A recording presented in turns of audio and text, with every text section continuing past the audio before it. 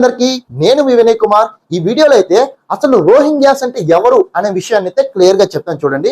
మనం recent times లో వినే ఉంటాం, రోహింగ్యాస్ అనే వాళ్ళు చాలా ఎక్కువ మొత్తంలో భారతదేశానికి ఇల్లీగల్ గా అయితే వలస వస్తున్నారు, వాళ్ళ వల్ల అయితే మన దేశంలో సెక్యూరిటీ ఇష్యూస్ అయితే వస్తాయి అని వింటూ ఉంటాం. అసలు ఈ ఇల్లీగల్ గా రావాల్సిన అవసరం వీళ్ళకి ఏంటి, అసలు రోహింగ్యాస్ అంటే ఎవరు, వీళ్ళు ఎందుకు ఇల్లీగల్ గా భారతదేశానికి, బంగ్లాదేశ్ కి, నేపాల్ కి వలస వెళ్తున్నారు అనేది క్లియర్ గా చెప్తాను చూడండి.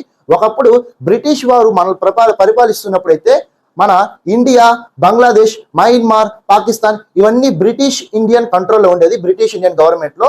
అప్పుడైతే చాలా ఎక్కువ మొత్తంలో బంగ్లాదేశ్ నుంచి అయితే ముస్లిమ్స్ మయన్మార్ కి అయితే వలస వెళ్ళారు. అగ్రికల్చర్ వర్కర్స్ కావచ్చు, లేబర్ కానివచ్చు. అయితే అప్పుడు బ్రిటిష్ అండర్ లోనే వీళ్ళు మైగ్రేషన్ అయితే జరిగిందనమాట.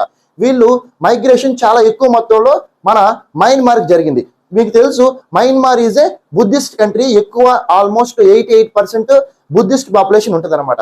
ఎప్పుడైతే మయన్మార్ కి 1948 లో స్వాతంత్రం వచ్చిందో అప్పుడు మయన్మార్ లో ఉండే లోకల్ ప్రజలు ఈ మైగ్రేషన్ ద్వారా వచ్చిన ప్రజలను అయితే ఇల్లీగల్ ఇమ్మిగ్రెంట్స్ లాగైతే కన్సిడర్ చేశారు.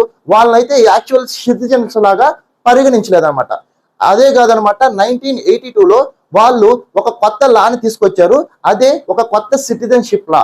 ఈ లా ప్రకారం ఈ రోహింగ్యాస్ అయితే మయన్మార్ సిటిజన్స్ గా అయితే కన్సిడర్ చేయలేదు. ఇప్పుడు మయన్మార్ సిటిజన్స్ గా కన్సిడర్ చేయకపోతే వాళ్ళకి వచ్చే నష్టం ఏంటంటే, మయన్మార్ లో వాళ్ళు ఓటు ఇవ్వలేరు, మయన్మార్ లో వాళ్ళకి సరైన హెల్త్ కేర్ ఉండదు, సరైన ఎడ్యుకేషన్ ఉండవు, సరైన ఉద్యోగాలు ఉండవు, వాళ్ళనైతే అసలు దేశ ప్రజలుగా అయితే కన్సిడర్ చేయరనమాట.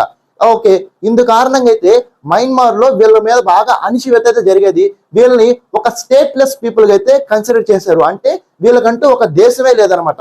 వీళ్ళకంటూ మయన్మార్ లేదు, వీళ్ళకంటూ బంగ్లాదేశ్ లేదు, వీళ్ళకంటూ భారతదేశం లేదు. వీళ్ళొక స్టేట్లెస్ పీపుల్ అయిపోయారు. సో ఈ 2026-27 ఈ ప్రాంతంలో అయితే వీళ్ళ మీద ఎక్కువగా దాడులు జరిగాయి. మయన్మార్ లో ఉండే మిలిటరీ కూడా వీళ్ళ మీద అయితే చాలా ఆపరేషన్స్ చేసింది అనమాట. సో దీనికి భయపడిన రోహింగ్యాస్ వచ్చేసి పక్కనే ఉన్న బంగ్లాదేశ్ కి ఎక్కువ మొత్తంలో అయితే వలస వెళ్ళారు. ఇప్పుడు ఆ బంగ్లాదేశ్ నుంచి భారతదేశంలో ఉన్న నార్త్ ఈస్టర్న్ స్టేట్స్ కూడా చాలా మంది అయితే వలస వస్తున్నారు. ఈ వలస వల్ల అయితే మనకు చాలా ప్రమాదం ఉంది. ఎందుకంటే మనకు తెలుసు కదా, ముందుగానే మంది ఓవర్ పాపులేటెడ్ కంట్రీ. ఇంకా ఈ రోహింగ్యాస్ మన దేశంకి రావడం వల్ల మనకైతే ఇంకా పాపులేషన్ పెరుగుద్ది, ఇంకా మనకైతే ఇబ్బందులు చాలా వస్తాయన్నమాట. సో ఇదనమాట రోహింగ్యాస్ అంటే. వీళ్ళు వచ్చేసి యాక్చువల్గా ఒకప్పుడు బంగ్లాదేశ్ లో ఉన్నారు, దాని తర్వాత మైగ్రేట్ అయ్యి మయన్మార్కి వెళ్ళారు. దాని తర్వాత మయన్మార్ వాళ్ళు అయితే వీళ్ళకైతే సిటిజన్షిప్ అయితే ఇవ్వలేదు, క్యాన్సిల్ చేసి వాళ్ళ మీద దాడులు చేయడం వల్ల వీళ్ళకి దేశమే లేకుండా పోయింది. ఏ దేశం పోవాలో వీళ్ళకి అర్థం కావట్లేదు. ఈ ఇన్ఫర్మేషన్ మీకు వర్త్ అనిపిస్తే మన ఛానల్